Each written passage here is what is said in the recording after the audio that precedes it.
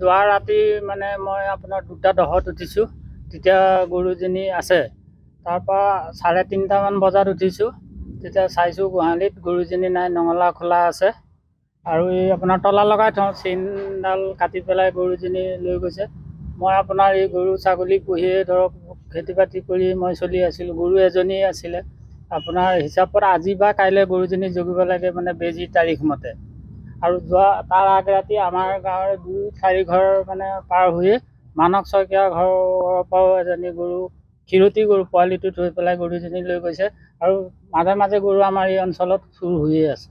এইকেইদিনটো মানে লতালা পৰহি মানস শইকীয়া ঘৰৰ পৰা নিলে, আজি যোৱা ৰাতি আমাৰ ঘৰৰ পৰা লৈ গ'ল।